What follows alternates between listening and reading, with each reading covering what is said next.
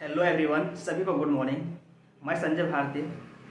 दोस्तों, आज हम बात करने वाले हैं कि झारखंड सहायक आचार्य परीक्षा को लेकर कुछ सब्जेक्ट यानी कुछ क्षेत्रीय भाषा है उसका सिलेबस आउट ऑफ सिलेबस था।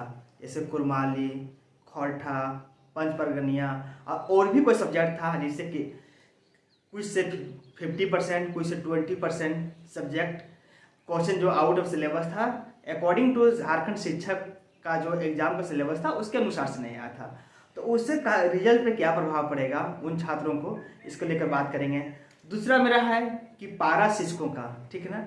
पारा शिक्षकों का मतलब कितना मार्क्स लाने पे सबका सिलेक्शन हो जाएगा, कि वो सबको पहले कटअप की जो बाध्यता थी वो बाध्यता समाप्त कर दी गई है। पहले कटअप को लेकर बाध्यता थी कि इतना मार्क्स लाना होगा, चाहे 32%, 34%। जनरल OBC SC ST का कटअप निर्धारित है जिस प्रकार से, तो और उसका निर्धारित उसके लिए कास्ट के खत्म कर दिया गया है। लेकिन वो गलत है, होना चाहिए था, सभी के लिए होना चाहिए था, लेकिन ऐसा नहीं हुआ है। तो JSSC ने केवल पारा शिक्षकों के लिए किया है, तो उस पर हम बात करेंगे। और तीसरी हम बात करेंगे नॉर्मलाइजेशन किस आधार पर होगा, नॉर्मलाइजेशन में किसके मार्क्स बढ़ेंगे और किसके मार्क्स घटेंगे। तो एक एक करके सभी बिंदुओं पर डिस्कस करते हैं। दोस्तों, हमारे चैनल पर नए हैं, चैनल को लाइक करें, सब्सक्राइब करें, और दोस्तों वीडियो को अधिक शेयर करें जिससे मुझे मोटिवेशन मिलेगी, और सब्सक्राइब करें जिससे आप लोग के पास नोटिफिकेशन मेरा वीडियो का मिलता रहेगा। तो दोस्तों, हम बात कर रहे हैं एक एक करके कि झारखंड में सहायक आचार्य का परीक्षा खत्म हो गया, पूर्णपण कंप्लीट हो गया। और मेरे पास बहुत सारे दोस्तों ने कॉल लगाया था, जैसे पंचपरगनिया हो गया, कुरमाली हो गया, खौरठा हो गया, और अन्य भी कुछ सब्जेक्ट के छात्रों को कॉल आया था कि सर मेरा जो क्वेश्चन था जिस दिन मेरा एग्जाम हुआ था उसमें पूरा 50% आउट ऑफ सिलेबस था। कुछ छात्र बोल थे जितना थ्योरी का पार्ट था, कहानी का पार्ट था, वो 100 का 100% आउट ऑफ सिलेबस था। जैसे कुरमाली पंचपरगनिया की बात कर रहे थे कि 100% आउट ऑफ सिलेबस था, और उसमें जो ग्रामर पोर्शन था तो लोगों ने बना लिया, लेकिन जो कहानी जिसने कभी पढ़े ही नहीं है तो वो कहानी सर कैसे बनाएगा। जो जैसे सीरियल का तैयारी कर रहे थे वैसे छात्रों ने उसको कोशिश बहुत हद तक बनाया, और मतलब अच्छा बनाया जो उन्हें पढ़े रहे। लेकिन जिस छात्र ने इस सिलेबस के अकॉर्डिंग में तैयारी किए थे उसके लिए क्या समस्या हो गई, तो सर हम क्या होगा इस पर कुछ बताइए। तो कुछ छात्रों ने JSSC ऑफिस जाके आवेदन भी दिया था, सेक्रेटरी से मिले भी थे कि सर हमारा री एग्ज़ाम करवाया जाए और री एग्ज़ाम होना चाहिए। तो जैसे सेक्रेटरी ने बोला था कि हाँ कुछ दिन का समय दीजिए, हम इस पर देखते हैं क्या करना है नहीं करना, लेकिन अभी तक कुछ उसका रिस्पांस नहीं आया। तो दोस्तों, मैं साफ बताना चाहता हूँ कि किसी प्रकार का कोई री एग्ज़ाम होने की संभावना नहीं है, कोई री एग्ज़ाम नहीं होगा।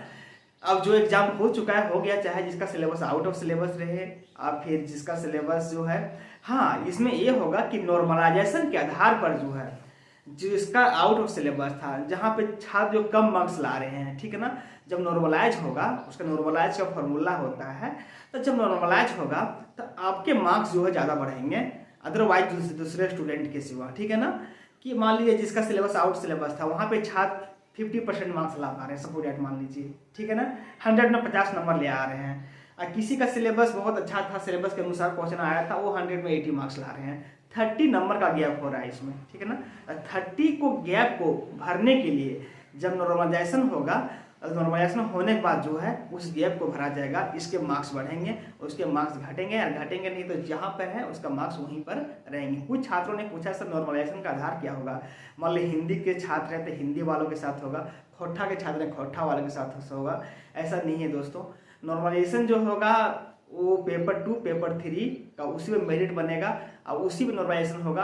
अलग नॉर्मलाइजेशन अलग तो होगा, लेकिन जो कटअप तैयार होगा वो कैटेगरी वाइज नहीं होगा। जैसे मतलब हिंदी का सब्जेक्टों से अलग कटअप नहीं होगा, खौरठा के छात्रों का अलग कटअप नहीं होगा, इंग्लिश के छात्रों का अलग कटअप नहीं होगा, पंचपरगनिया के छात्रों का अलग कटअप नहीं होगा, सबका कटअप एक होगा, लेकिन नॉर्मलाइजेशन से उस गैप को भरा जाएगा, ठीक है ना। अब बात रही पारा शिक्षकों की।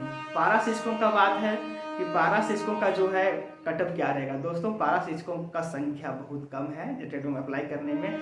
पारा शिक्षक किसी भी प्रकार से एक उसका कैटेगरी कटअप का कोई बाध्यता नहीं है, लेकिन नॉर्मल हम पिछले वीडियो में बताए थे कि मान लीजिए जो पेपर 2 है, ठीक है ना, 100 में जो 40 मार्क्स ले आ रहे हैं उस पारा शिक्षकों का चयन हो जाएगा पेपर 2 में। अब मान लीजिए पेपर 3 है, 200 में भी जिसका 50 मार्क्स आ रहा है उसका टोटल 90 मार्क्स उन सबका चयन हो जाएगा। दोस्तों, मैं स्पष्ट बताना चाहता हूँ, वो सबका टोटल यानी कहा जाए तो पारा शिक्षकों का 100+ मार्क्स जिसका है वो सेफ स्कोर में है, जिसका 100+ मार्क्स है उसका सेफ स्कोर है। 100% 100+ मार्क्स लाना इतनी भी आसान उसके लिए नहीं है जितना आप लोग सोचते हैं। कि मैंने बहुत सारे शिक्षकों से बात किया, मैंने देखा भी कि वैसे वो क्वेश्चन नहीं बना पाए हैं जिस तरह पहले बनाते थे। तो 100% मार्क्स जो है आप सेफ स्कोर में हैं, आपका 100% सिलेक्शन होगा।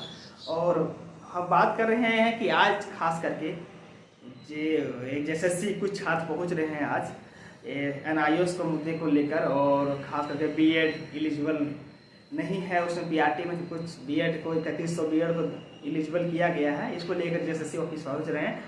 जैसे भी मुझे कोई इसके बारे में रिगार्डिंग संबंधित इन्फॉर्मेशन जो भी आएगा वहाँ से चलकर उसको हम फिर से आपको साझा करेंगे, क्या इन्फॉर्मेशन होगा। दोस्तों वीडियो को शेयर करें, लाइक करें।